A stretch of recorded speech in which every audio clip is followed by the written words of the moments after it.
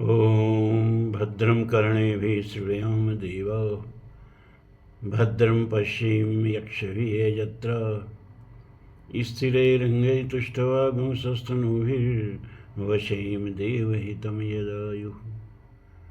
ॐ स्वस्ति नः इन्द्रो वृत्रवाः स्वस्ति नः पूषा विश्ववेदाः स्वस्ति नस्तारक्षो अरष्टिनेमिः स्वस्ति नः बृहस्पतिर्दधातु। ॐ विश्वानि देव सवितुः दुरतानि पराशुव यद्भद्रं तन्नयाशुव। सत्संग प्रेमी धर्म प्राण सज्जन, महाभारत कथा चल रही है। आपने देखा कैसे एक चक्रा नगरी में रहते हुए ब्राह्मण के घर में भीम ने बकासुर का वध किया। वो कथा आप सुन चुके हैं। अब आगे जिस ब्राह्मण घर में ये लोग रहते थे उसमें एक और ब्राह्मण आके रहने लगा।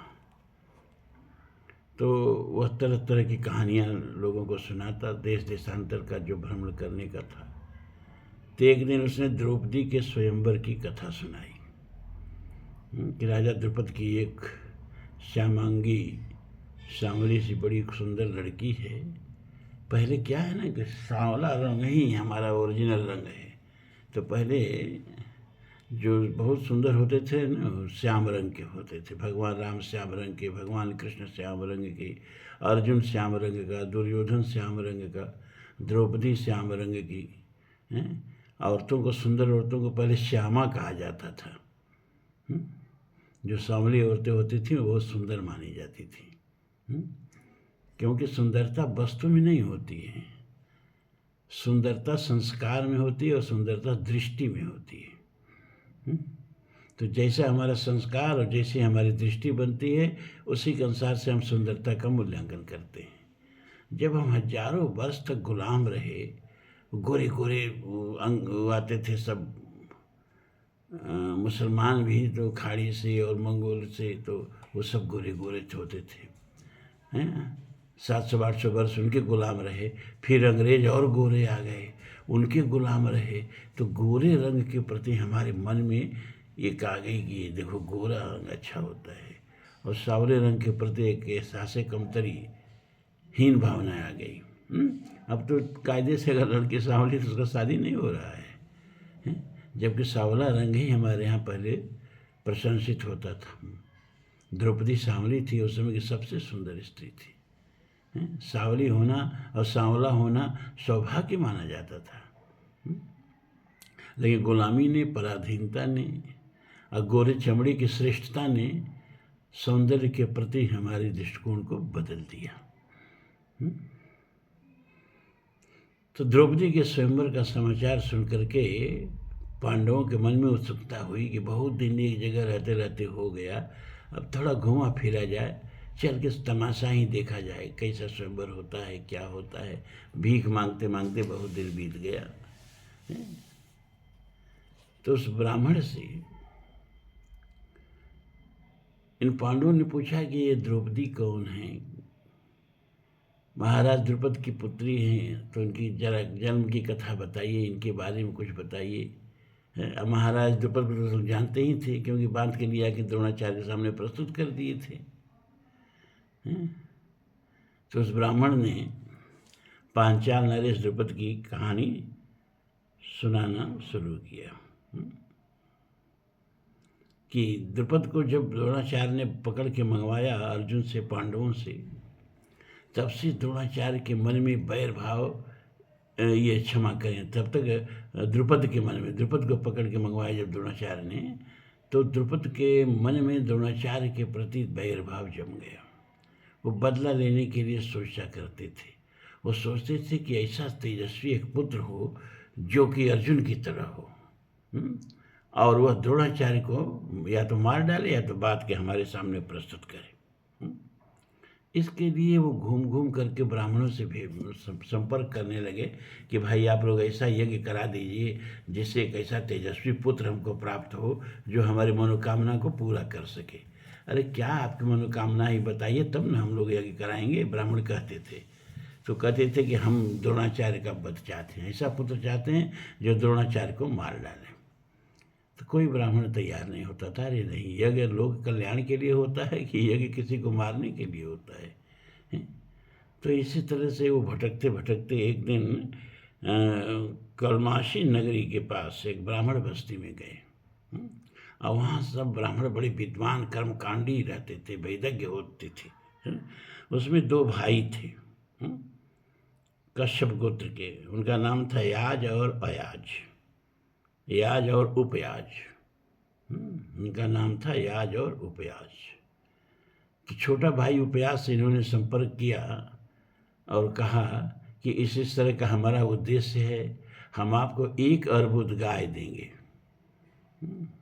उस समय 1 अर्बुद 10 करोड़ का होता था, मतलब 10 करोड़ हम आपको गाय देंगे, लेकिन हमारा अभिष्ट आप पूरा कर दीजिए, हमारा ऐसा यज्ञ करा दीजिए कि हमको ऐसा तेजस्वी पुत्र उत्पन्न हो जो द्रोणाचार्य को मार डाले। लेकिन उपयाज कहे कि नहीं, हम ये नहीं कर सकते, कितना हो आप धन देंगे, लेकिन हम ये गर्हित कर्म नहीं कर सकते हैं। लेकिन हाँ, आपको एक उपाय बता दे रहे हैं कि हमारा बड़ा भाई याज जो है वह निश्चित रूप से आपके अभिष्ट को पूरा कर देगा, आपकी मनोकामना को पूरा कर देगा, वो यज्ञ करा देंगे। क्या क्यों करा देंगे भाई, आप नहीं कराएंगे, वो क्यों करा देंगे? क्या वो इसलिए करा देंगे कि एक बार हम दोनों भाई जा रहे थे और एक रास्ते में फल गिरा हुआ मिला था, आम का पका हुआ फल। उन्होंने उसको उठा के खा लिया।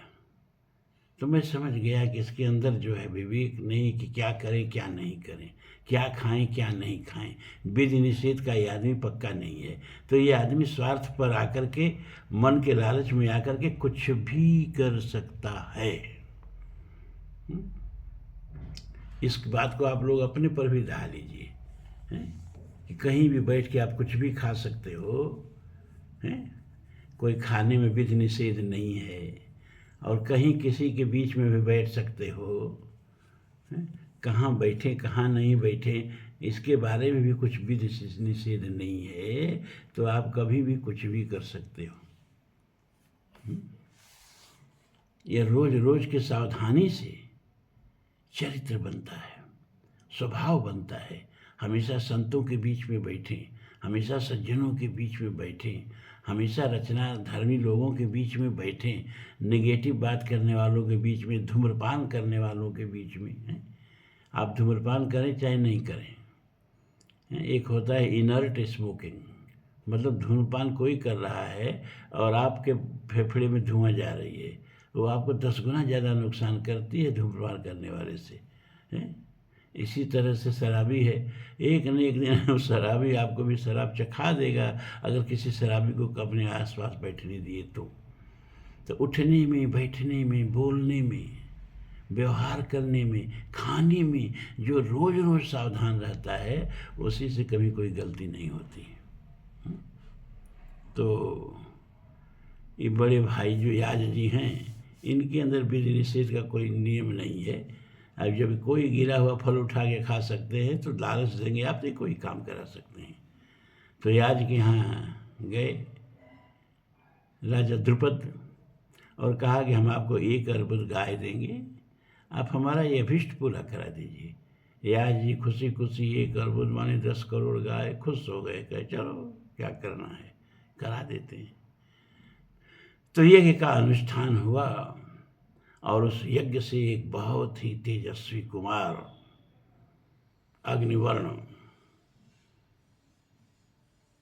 और शस्त्रों से और कवच कुंडल से सुसज्जित पैदा हुआ और हवन कुंड से बाहर निकल के आया और याजमुनि को प्रणाम किया। याजमुनि ने कहा देखो भाई ये द्रुपद महाराज जी अब तुम्हारे पिता हैं, इनको हमेशा अपना पिता समझना। तो उन्होंने द्रुपद महाराज को भी प्रणाम किया और फिर उसी यज्ञ कुंड से एक सावली रंग की खूब सुंदर सी युवती प्रकट हुई, अनिंद सुंदरी। वैसी सुंदरी में धरती पर कोई दूसरा था नहीं उस समय। और उसके शरीर से 1 योजन तक नीले कमल की गंध आती थी, पद्मगंधा थी वो। जैसे सत्यवती मत्स्यगंधा थी, वैसे द्रौपदी पद्मगंधा थी। योजन दूर तक उसके शरीर की सुगंध फैलती थी। तो उस यज्ञ से एक पुत्र पैदा हुआ, उसका नाम रखा गया धृष्टद्युम्न। और ये जो युवती प्रकट हुई, इस द्रौपदी के नाम से प्रसिद्ध है ही, आप जानते ही हैं।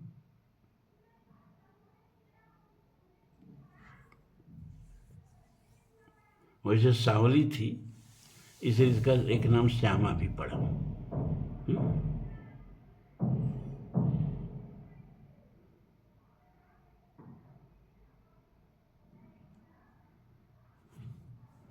तो इस तरह से धृष्टद्युम्न की और द्रौपदी की जन्म की कथा ब्राह्मण ने पांडवों को सुना दी।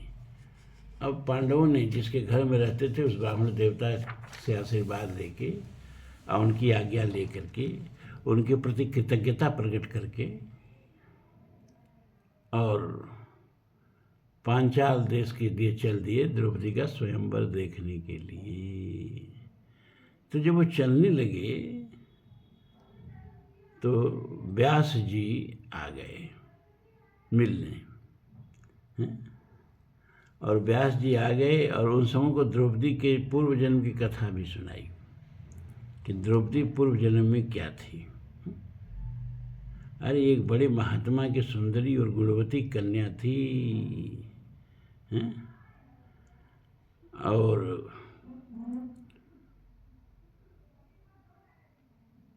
किसी ने उसको पत्नी के रूप में स्वीकार नहीं किया। बहुत गुणवती थी, रूपवती भी थी, लेकिन मनोकूल वर उसको मिल नहीं रहा था। तो मनोकूल वर प्राप्त करने के लिए उसने भगवान शिव की तपस्या की।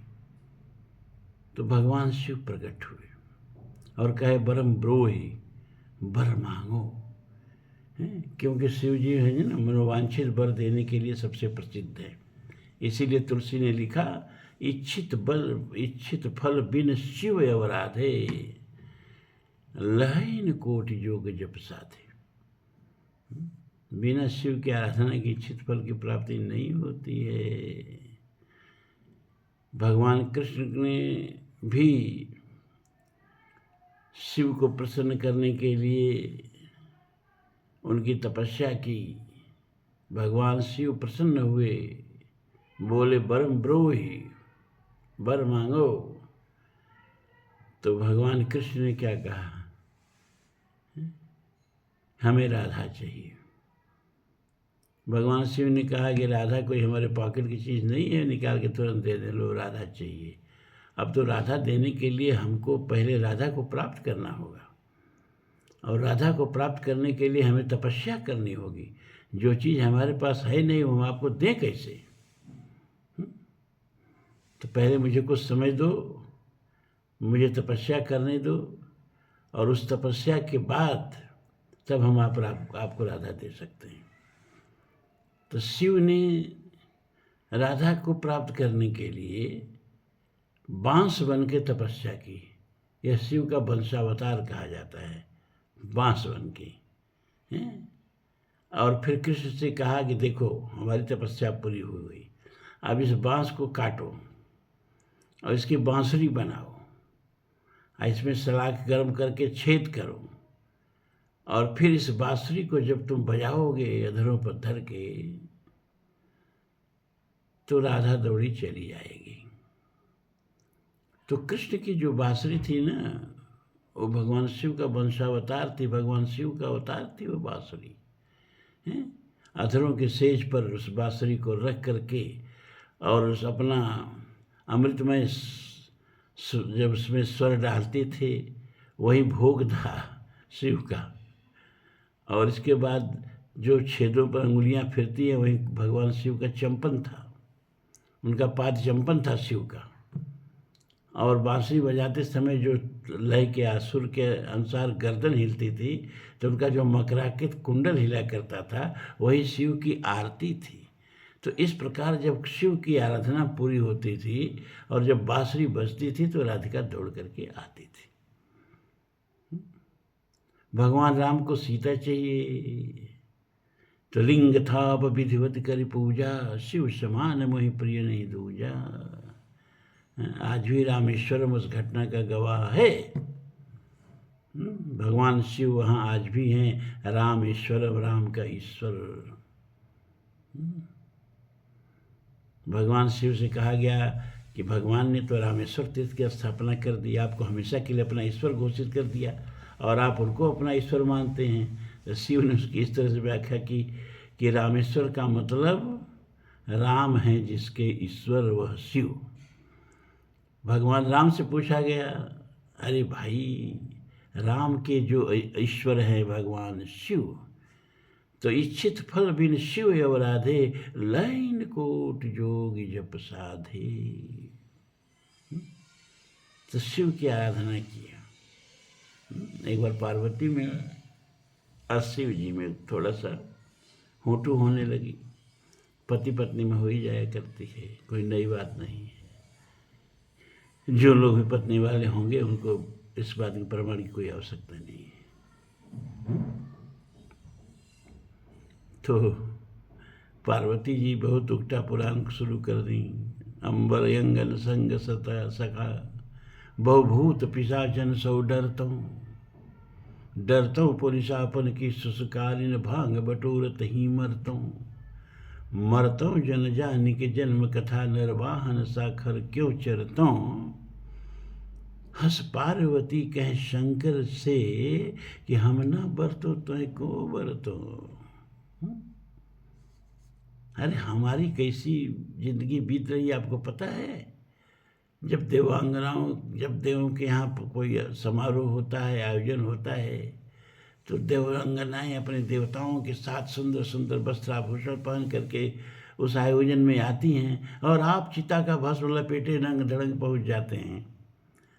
तो हमारे ऊपर कितना व्यंग बाण चलता है आपको पता है? अंबर यंग, अंग में अंबर माने वस्त्र नहीं, न संग सखा, और आपका सखा कोई देवता है ही नहीं, कोई मनुष्य ही नहीं, कुल भूत पिशाच यही सब आपके सखा हैं।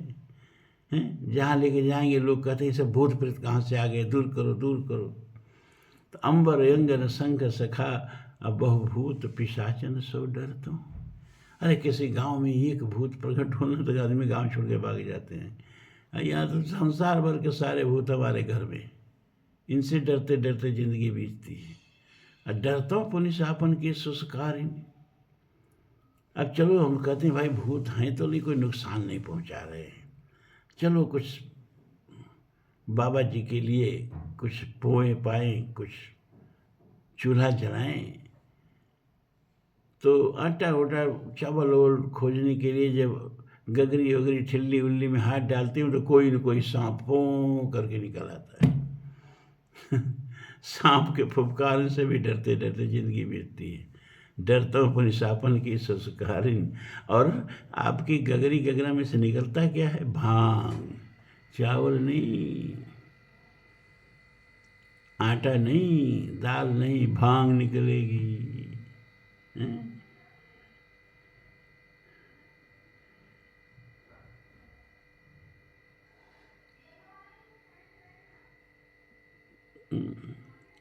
तो जनतों मरतों न जाने के जन्म कथा।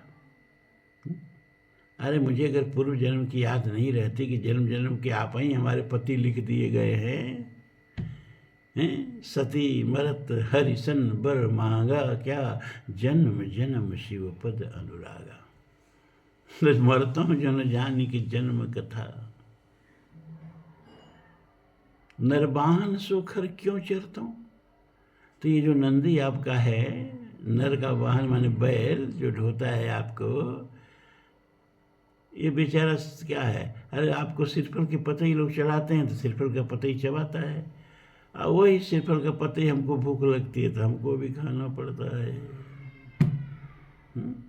अरे जा, ये कहा कि हमने आपसे विवाह कर लिया कि दो दो पुत्र आपकी गोदी में खेल रहे हैं, अगर मैं आपसे विवाह नहीं करती ना बाबा शंकर जी, तो एक भी लड़की इस भूमंडल में आपसे शादी नहीं करती, इस ब्रह्मांड में आपसे शादी नहीं करती।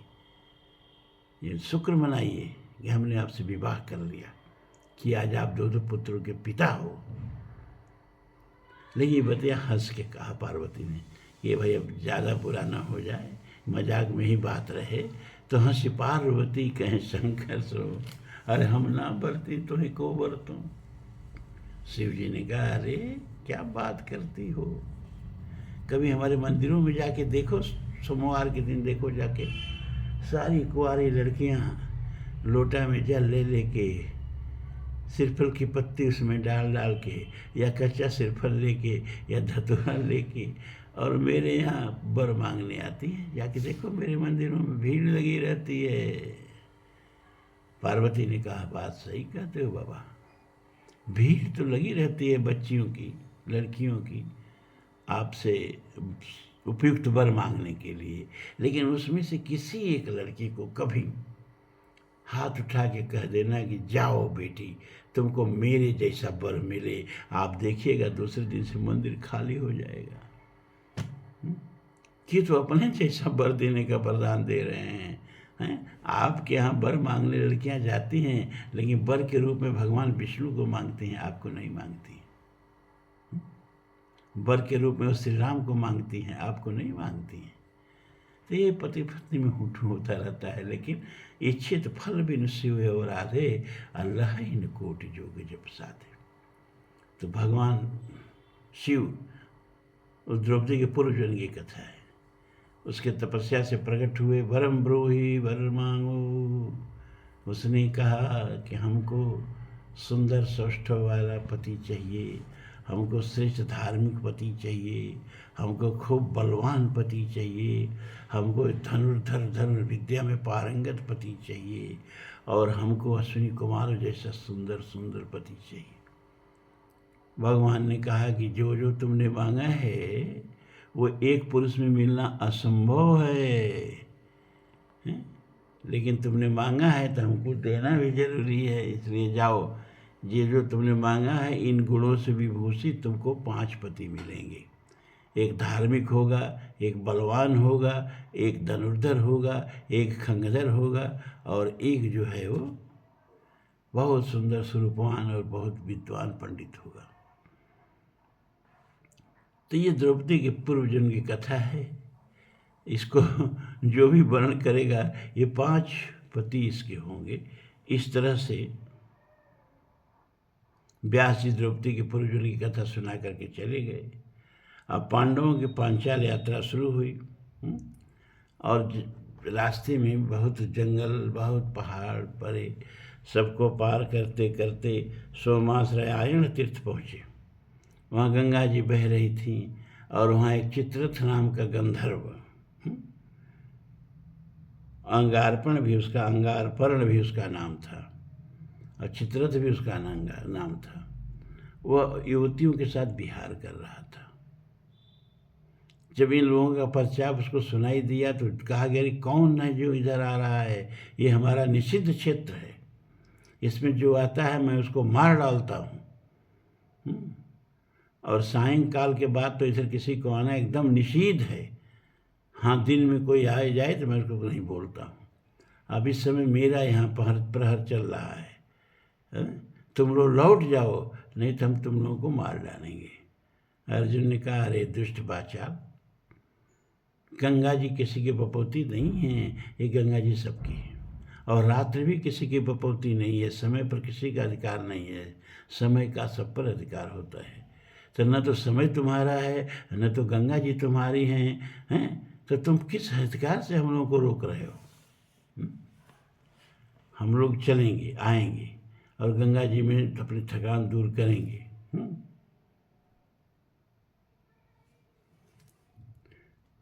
तो चित्ररथ जो है वो आक्रमण कर देता है, और अर्जुन से उसका युद्ध होता है, और अर्जुन उसको पराजित करते हैं। तो जब वो पराजित होता है तो अर्जुन से की मित्रता का निवेदन करता है ना, कि आज तक हमने ऐसा श्रेष्ठ धनुर्धर नहीं देखा, आप हमें अपना मित्र बना लीजिए। तो ये चित्ररथ जो है वो पांडवों का मित्र बन जाता है। अंगारपर्ण भी उसका नाम है। और अर्जुन को बहुत से जो भी उसके पास विद्या थी वो प्रदान करता है। अर्जुन भी उसको आग्नेय अस्त्र प्रदान करते हैं। इसके बाद वह अर्जुन को तप्ती नंदन कह करके संबोधित करता है। तो अर्जुन चौंक जाते हैं, कहते हैं अरे भाई तुमको हमारा परिचय ठीक से नहीं मालूम है। अरे हम कुंती नंदन हैं, तप्ती किसका नाम है? ये हम तप्ती नंदन कब से हो गए? तो वह तप्ती की कथा सुनाता है कि आप तप्ती नंदन कैसे हो गए हैं। तो बताता है कि सूर्य जी, जो भगवान सूर्य हैं ना, उनकी एक पुत्री थी, उसका नाम था तप्ती। वो बड़े ही सुंदर, बड़ा ही प्रभावान, लेकिन उसके योग्य सूर्य भगवान को कोई वर नहीं मिल रहा था। उन दिनों पूर्व वंश में राजा ऋक्ष के पुत्र संवरण बड़े ही बलवान और सूर्य के भक्त थे। तो सूर्य के मन में ये भाव आता था कि राजा संवरण से अगर हम अपनी पुत्री की शादी कर दें तो ये उसके योग्य पति हैं। तो एक दिन क्या हुआ कि संवरण घोड़े पर चढ़ कर के और पर्वत की तराइयों में शिकार खेलने जंगल में गए। भूख प्यास से व्याकुल होकर उनका घोड़ा मर गया। भटक गए, राजा लोग भटक भी जाते थे प्राय, क्योंकि भाई राजा के घोड़ा तो तेज़ दौड़ते थे और सिपाहियों का घोड़ा तो उतना तेज़ दौड़ता नहीं था। तो कभी कभी राजा का घोड़ा निकल जाता था और राजा जंगल में अकेले भटक जाते थे। तो उन घोड़ा जब मर गया तो पैदल ही चलने लगे। उससे उनकी दृष्टि एक सुंदर कन्या पर पड़ी, तो उसके रूप पर मोहित हो गए और उससे निवेदन किए कि सुंदरी, मैं तुमसे गांधर्व विवाह करना चाहता हूँ। मैं तुम्हारे रूप पर मोहित हो गया हूँ। मैं राजा संवरण हूँ। युवती ने उनकी बात सुनी और अंतर्ध्यान हो गई। तब राजा हमारे काम से व्याकुल। ये भी एक बड़ी विचित्र बात थी। हम लोग जब पढ़ते थे, विद्यार्थी थे, तो जब साकेत पढ़ते थे, टीचर लोग पढ़ाते थे कि उर्मिला कह रही है कि मुझे फूल मत मारो, मैं अबला बाला वियोगिनी, कुछ तो दया विचारो, रूप दर्प गंधर्व तुम्हें तो मेरे पथ पर वारो, बल है तो यह हर नेत्र, यह सिंदूर, यह हर नेत्र निहारो। पूरा याद नहीं आ रहा है मुझे। ये पढ़ाया जाता था। तो मेरे मन में बराबर ये प्रश्न उठता था कि फूल मत मारो, फूल से कितना चोट लगती है। फिर रामायण पढ़ते थे तो उसमें आया सूल कुलिस अस अगो निहारे, अतेर अतिनाथ सुमन सर मारे। वज्रपाण इंद्र भी जिनकी अगवानी करने के लिए लालायित रहा करते थे, वे महाराजा दशरथ कामदेव के पुष्प बाणों से विधे हुए छटपटा रहे हैं। तो मेरी बात इस समझ में नहीं आती थी। वे पुष्प का उसका पास, फिर शिव जी को मारता है पुष्प से, और छोटी समाध शंभु तब जागे। तो ये प्रश्न मेरे मन में बना रहता था, ये पुष्प बाण में कितनी शक्ति होती है। यहाँ आप देख ही रहे हो ये राजा संवरण जी का, कि उस युवती को देखते ही उसके रूप पर इतना मुग्ध हो गए। अब वो अपूर्व रूप रहा होगा, देवोपम रूप रहा होगा, सूर्य की पुत्री है तो कितनी सुंदर रही होगी। तो उससे इतना कामातुर हो गए, इतना अभिभूत हो गए उसके सौंदर्य से, कि जब वो इनके निवेदन को ठुकरा के चल दी तो मूर्छित हो गए, छटपटा के गिर गए। तो जब मैं उर्वशी पढ़ा दिनकर जी का, और उनका कामाध्यात्म से जब मेरा परिचय हुआ, तो मेरी समझ में आया कि फूल में वास्तव में ताकत क्या होती है। और सारी कहानियाँ जो है महाभारत के, रामायण की, सारे पुराण सब फूल की शक्ति से, कामदेव के पुष्पबाण की शक्ति से भरे पड़े हैं। हम्म।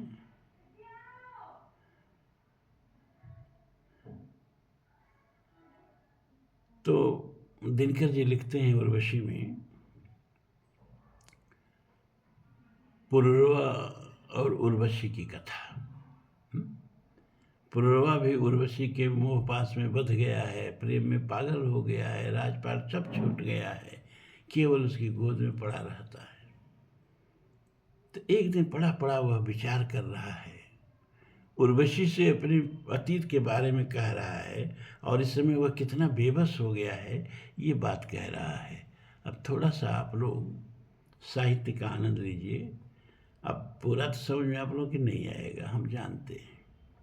जितना समझ में आएगा समझने का प्रयास करिएगा। तो गंधमादन पर्वत पर उर्वशी के अंक में सिर रख के लेटे हुए पुरुरवा कहता है कि सिंधु सा उद्दाम अपरंपार मेरा बल कहाँ है। सिंधु सा उद्दाम अपरंपार मेरा बल कहाँ है। गूंजता जिस शक्ति का सर्वत्र जय जयकार, उस अटल संकल्प का संबल कहाँ है। ये शिला सा वक्ष, ये चट्टान सी मेरी भुजाएं, सूर्य के आलोक से दीपित समुन्नत भाल, मेरे प्राण का सागर रगम उद्दाल उज्जवल है। सामने टिकते नहीं बनराज पर्वत ढोलते हैं, कांपता है कुंडली मारे समय का ब्याल, मेरे बाहों में मारुत गरुण गजराज का बल है। तो मर्द मानव की विजय का तुर्य हूँ मैं, उर्वशी अपने समय का सूर्य हूँ मैं। अंधतम के भाल पर पावक जलाता हूँ, बादलों के शीश पर चंदन चलाता हूँ। पर न जाने बात क्या है कि इंद्र का आयुध पुरुष जो झेल सकता है, सिंह से बाहें मिलाकर खेल सकता है। फूल के आगे वही असहाय हो जाता, शक्ति के रहते हुए निरुपाय हो जाता। विद्ध हो जाता सहज बंकिम नयन के बाण से, मोह लेती रूप से नारी उसे मुस्कान से। तो मैं तुम्हारे बाण का बीधा हुआ खग, बक्ष पर धर शीश मरना चाहता हूँ। अब मैं तुम्हारे हाथ का लीला कमल हूँ, प्राण के सर में उतरना चाहता हूँ। तो इन प्रफुल्लित प्राण पुष्पों में मुझे शाश्वत शरण दो। देखिए ये कविता है। क्या ये शरीर क्या है, कभी इस तरह का भाव आपके मन में आया ही नहीं होगा। ये प्राण का ही पुष्पित रूप है। प्राण ही पुष्पित होकर के शरीर बन गया है। इन प्रफुल्लित प्राण पुष्पों में कितनी ऊंची कल्पना है, जरा सोचिए। इसी को कहते हैं कविता, कि इन प्रफुल्लित प्राण पुष्पों में मुझे, यहाँ प्राण का अर्थ आप आत्मा भी लगा सकते हो, कि शरीर क्या है, कि आत्मा का प्रफुल्लित रूप है। जैसे निर्गुण ब्रह्म को तुलसी ने लिखा कि निर्गुण ब्रह्म जब सगुण होते हैं तो उनकी शोभा ऐसे ही बढ़ जाती है, उनकी उपादेयता ऐसे ही बढ़ जाती है, उनका महात्मा ऐसे ही बढ़ जाता है। जैसे सरोवर में जब कमल फूल खिलते हैं और कमल की शोभा बढ़ जाती है। फूले कमल सोह सर कैसे, निर्गुण ब्रह्म सगुण भय जैसे। उसी तरह सबकी आत्मा निर्गुण है, ब्रह्म ही निर्गुण नहीं है, हम आप भी निर्गुण हैं। हमारा अस्तित्व का जो सबसे गहरा तल है वो निर्गुण है, वह है हमारी आत्मा। लेकिन आत्मा भी धन्य तभी होती है, उसकी सार्थकता तभी होती है, उसका शोभा तभी होती है। उस आत्मा के भीतर क्या सौंदर्य है, क्या संस्कार है, क्या गुण है, वो तभी प्रकट होता है जब वह आत्मा इस शरीर रूपी पुष्प के रूप में प्रकट हो जाती है। क्या मतलब उद्भावना है, समझिए। इन प्रफुल्लित प्राण पुष्पों में मुझे शाश्वत शरण दो, गंध के इस लोक से बाहर न जाना चाहता हूँ। अब मैं तुम्हारे हाथ का लीला कमल हूँ, प्राण के सर में उतरना चाहता हूँ। अब कितना आपके समझ में आए आप जानिए। अब कभी कभी सोचते हैं कि श्रोताओं से थोड़ा साहित्यिक बात भी हुई जाए, और आप लोग श्रोता हैं, कोई सामान्य श्रोता नहीं है। जब राजा बेहोश हो गए, उनका मंत्री और उनके सब जब सेवक खोजते हुए गए जंगल में, देख रहे कि हमारा राजा बेहोश है। उनको पानी वानी का छींटा उटा मार के जब होश मिल गया ये सब हैं, तो उसी समय वशिष्ठ ऋषि आ गए वहाँ। तो राजा ने सारे अपने सैनिकों को हटा दिया, केवल मंत्री को रहने दिया। और वशिष्ठ जी से रो रो के सारी बात कही, मैंने अभी एक युवती देखी और प्रभु मैं उसका वर्ण करना चाहता हूँ, आप मेरे पुरोहित हैं, मेरा कल्याण करिए, किसी तरह से उस युवती से मेरा विवाह कर दीजिए।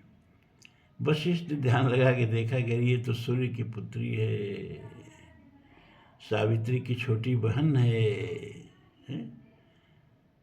तो सूर्यदेव के यहाँ चले गए वशिष्ठ जी, और उनसे जाके कहे कि मेरे एक भाई यजमान हैं और बड़े प्रतापी राजा हैं, और वो आपके पुत्री पर उनका मन आ गया है। पूर्व वंश के बड़े प्रतापी राजा हैं और आपके पुत्री पर वो उनसे विवाह करना चाहते हैं। उनका नाम संवर्ण है। सूर्यदेव तो पहले ही से सोचते थे कि बड़ा प्रतापी राजा है, मेरा भक्त भी है, रोज़ मुझे जलांजलि देता है, इसी से अगर मैं अपनी पुत्री का विवाह करा देता तो अच्छा होता। तो वशिष्ठ जी की बात को खुशी खुशी मान गए। और उसका विवाह जो है सूर्यदेव से करा दिए। उस युवती का नाम था तप्ती, जिससे सूर्य की पुत्री थी और सूर्य की तरह ही तपती रहती थी, उसी तरह ज्वाजल्यमान और प्रकाशमान थी। और उसी तप्ती के पुत्र हुए कुरु, और उसी कुरु से आप लोगों का वंश चला, इसलिए मैंने आपको क्षमा करें तप्ती नंदन कहा। तो अब आगे इसी तरह से कथा चलती है। अब परसों, कल तो फिर हम उपनिषद शुरू करेंगे और परसों आप लोगों को फिर कथा सुनाई जाएगी हैं, वशिष्ठ की और विश्वामित्र के संघर्ष की कथा, राजा कलमासपाद की कथा। इस तरह से महाभारत तो कथाओं का आगार है भैया। यन्न भारते तन्न भारते, जो महाभारत में नहीं है वो भारत में नहीं है। जितने 18 पुराणों की कथा जो है वो महाभारत में, और इसको जो पूरा सुन लेंगे तो 18 पुराणों की कथा कही जाएगी तो आपको लगेगा ये सब तो हम लोग पहले से जानते हैं। तो आज इतना ही। ओम पूर्णमदः पूर्णमिदं पूर्णात् पूर्णमुदच्यते पूर्णस्य पूर्णमादाय पूर्णमेवावशिष्यते। सर्वे भवन्तु सुखिनः, सर्वे सन्तु निरामयाः, सर्वे भद्राणि पश्यन्तु, मा कश्चित् दुःखभाग् भवेत्। असतो मा सद्गमय, तमसो मा ज्योतिर्गमय, मृत्योर्मा अमृतं गमय। ओम शांति शांति शांति। ओम।